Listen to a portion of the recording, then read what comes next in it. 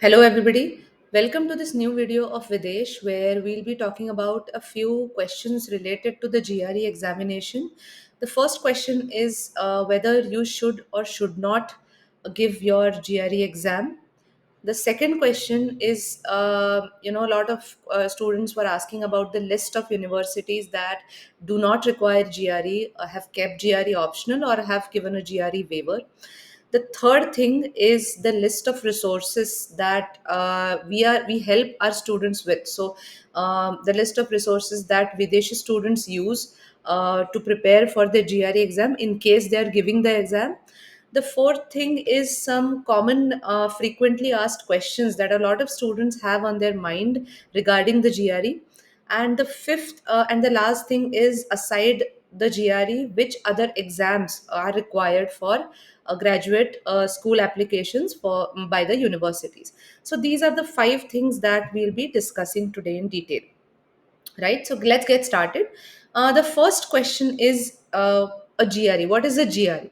So GRE is a graduate record examination that was introduced by universities many years ago, with the sole aim to determine if a student is eligible to enter the graduate school or not, right? So the universities use this as a deciding factor to rate the students. And naturally, around 10-15 years back, good universities, top universities, kept their GRE scores very high.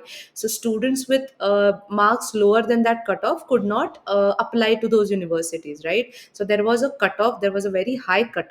And even if the student had good work experience, he had or she had a good profile, they had good GPA, did not matter.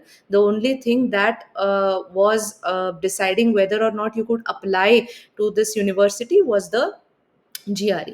But then over the course of this years, universities decided that a lot of factors come into play when you are selecting or rejecting a candidate for a graduate program, right? Whether it may be MS or a PhD program. So a lot of things like relevant work experience, your specific degrees, any special achievements if you have, your research publications, your research work if you're specially applying for PhD, and your GPA. So these things are very important rather than giving just an exam. So the universities realized this, in a course of time, and now they have come to this conclusion that most of the universities have kept GRE optional, right? So they have waived off GREs, in most of their programs.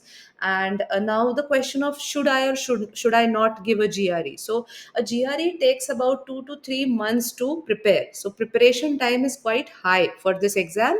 And in our experience, a lot of popular universities that our students apply to don't need these GRE scores. And a lot of universities make it very clear on their websites that they do not require this GRE score. So this is mostly common for engineering and computer science backgrounds, but then the information for different universities may be different for some specific core programs if you're looking for that.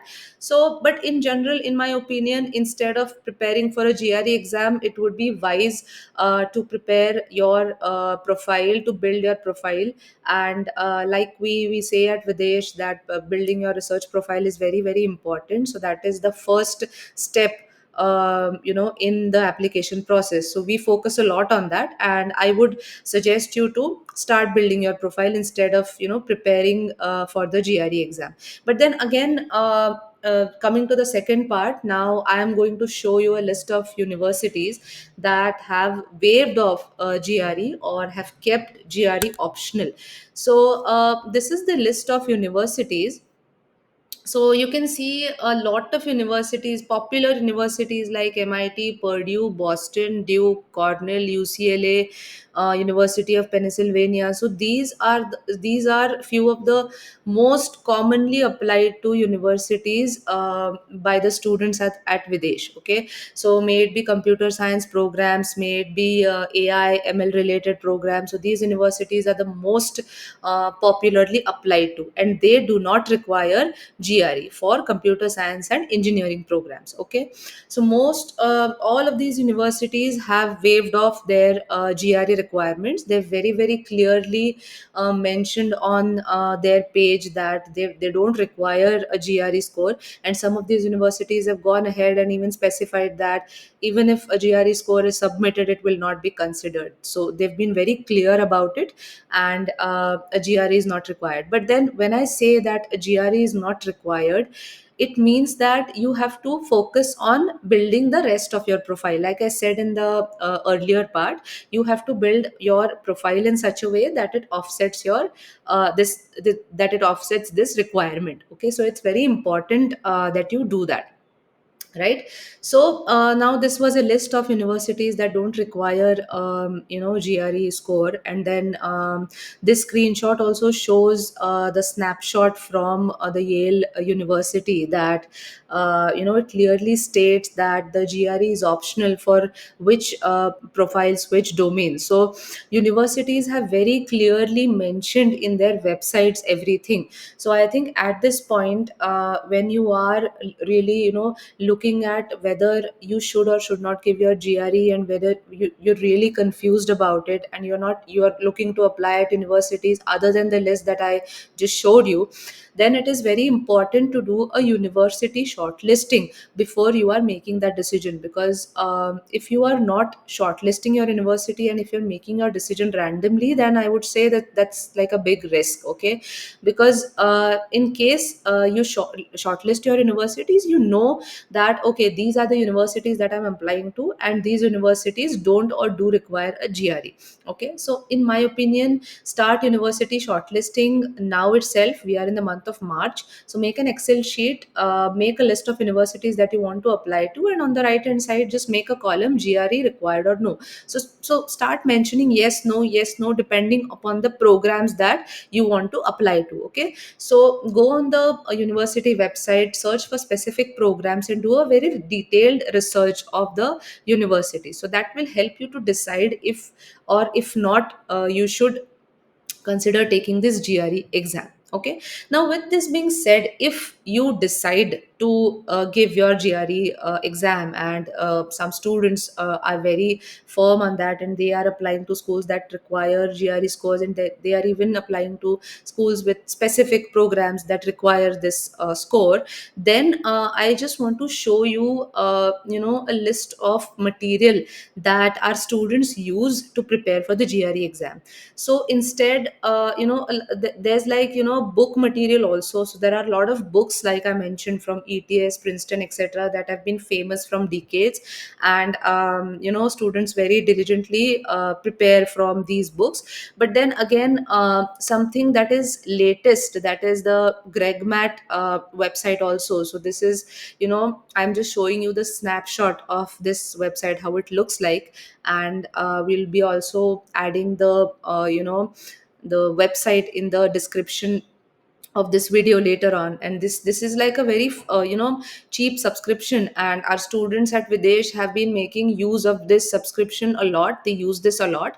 And then another very important, I would say very famous among the students, is the Magush.com. So this is like a mobile app, and they have like flashcards that you can read on the go. Even if you're traveling, even if you're not in front of your desk, you can still use those flashcards and study from your mobile. So these two apps are really famous amongst our students, in addition to the books that I mentioned already.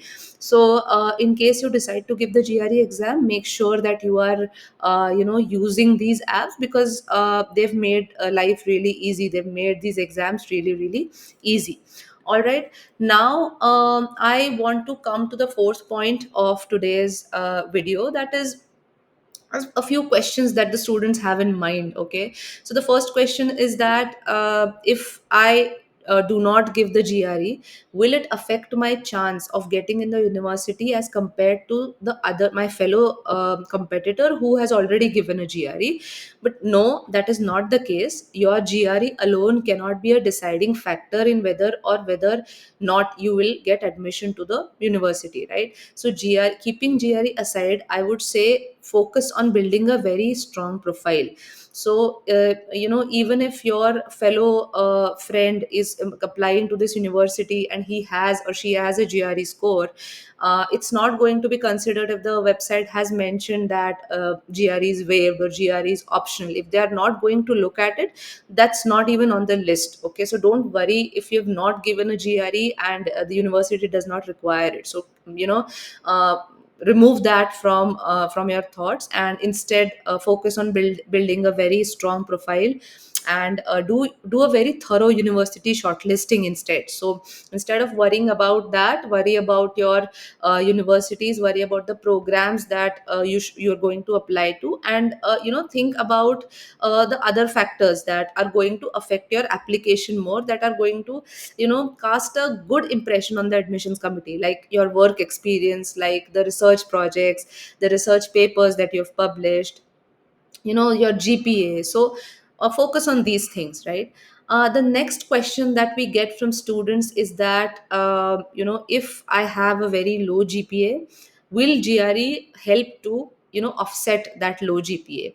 So yes, I would say as a thumb rule, if your GPA is less than 8, what we've observed in our 2 years of Videsh's journey, that the students with a very very low GPA of less than 8, it is better for you guys to give the GRE exam, because you are going to have something to offset your a low GPA. Yes, I always say that building a research profile also can offset your GPA, but then a good GRE score in the range, I would say 320 to 325, is also going to be a very very good offset to that low GPA.